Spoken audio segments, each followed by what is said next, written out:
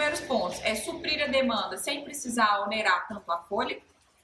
O segundo ponto é você poder contratar com subordinação, com remuneração, mas de forma não contínua, que é o principal ponto do contrato intermitente, né? É não ter a continuidade. Esse contrato ele precisa ser interrompido, né? Ali dentro daquele mês, dentro daquele período de prestação, eu preciso de ter uma interrupção. Então, se eu te contrato por uma semana, eu não posso, te contratei por 7 dias, você vai trabalhar para mim de segunda a segunda. Depois daquela segunda-feira que encerrou o contrato, eu tenho que ter um período de descanso daquele funcionário. Eu posso contratar qualquer outro trabalhador intermitente, mas aquele trabalhador que trabalhou para mim, prestou serviço para mim durante aquela semana, eu não posso contratar ele. Por quê? O contrato intermitente é isso, ele tem que ter uma pausa, ele tem que ter uma ruptura, ele não tem continuidade, não é de trato contínuo.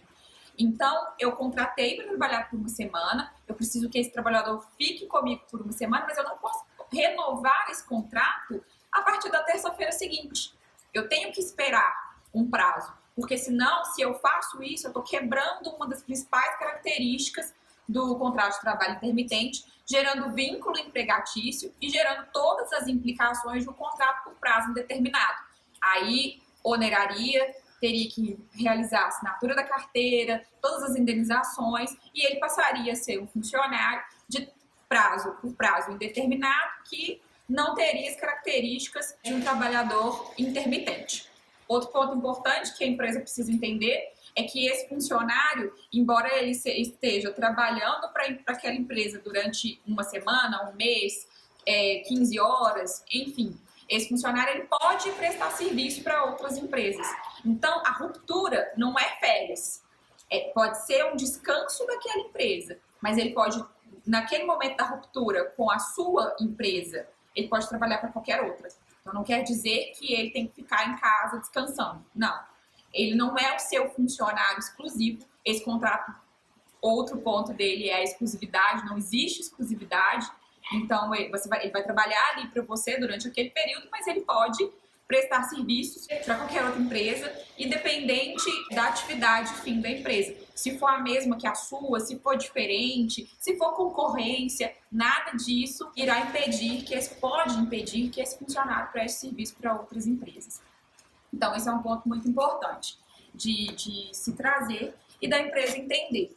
Mas isso também é importante e é um benefício para a empresa, porque ela também pode contratar funcionários de todas as outras áreas, né, que pode trabalhar na concorrência, que pode trabalhar. Então, isso agrega para ela também, né? Acaba que a empresa, a rotatividade fica grande, por um lado, mas, por outro lado, ela desonera muitos encargos, ela desonera muita coisa e ela supre uma demanda que precisa ali com uma urgência muito maior. E gerando uma segurança também muito maior, desde que tudo isso seja feito dentro dos parâmetros da lei.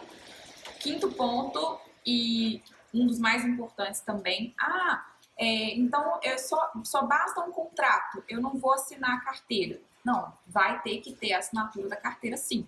Nas anotações gerais é feito uma assinatura igual quando é feito do contrato de experiência, quando você contrata uma pessoa por experiência. Essa assinatura, quando o contrato, mesmo que verbal, ele passa a ser habitual, né? A pessoa realmente vai trabalhar, vai ficar ali por 7 dias, é preciso de ter na carteira de trabalho especificando o valor da hora, o nome da empresa, o local da empresa, o nome do funcionário, a função que vai ser exercida e o período que esse funcionário vai exercer. Isso é um controle, inclusive, do Estado, para a gente saber, né, se realmente ocorreu a ruptura de contrato, né, para não criar continuidade. Então, é importante que seja anotado todas as vezes que aquele funcionário vai trabalhar, porque para respeitar a ruptura, para respeitar a segurança jurídica e para não gerar o vínculo empregatício, que nesse momento não é o que a empresa deseja,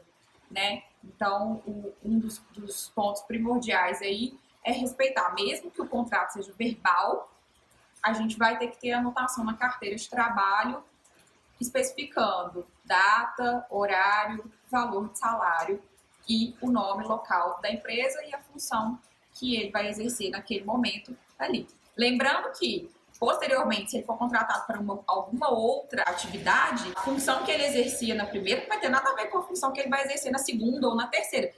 A função é rotativa. Você pode ser contratada como cozinheira hoje, semana que vem pode ser contratada como garçonete. E isso não vai gerar acúmulo de função. Isso não vai gerar equiparação salarial, porque eu trabalhei como cozinheira, no outro trabalhei como garçonete, e daí, mas na verdade era para eu estar trabalhando como cozinheira e eu quero equiparar o meu salário de garçonete como de cozinheira. Não. São contratos que não têm continuidade. Se não tem continuidade, existe uma ruptura. Se existe uma ruptura, eu posso te contratar por várias vezes em funções diferentes, inclusive respeitando o mínimo, o salário mínimo e o básico, o máximo, o salário daquela função. Então, se eu estou contratando hoje para cozinheiro, obviamente eu vou te pagar com um salário que se equipara ao salário da minha cozinheira efetiva.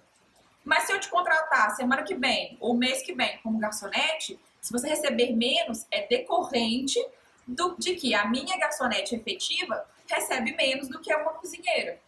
Vai variar de acordo com o plano de carreira da empresa. Mas então você vai poder receber menos e isso não vai gerar para o empregado a equiparação salarial e nem mesmo a indenização por acúmulo de função.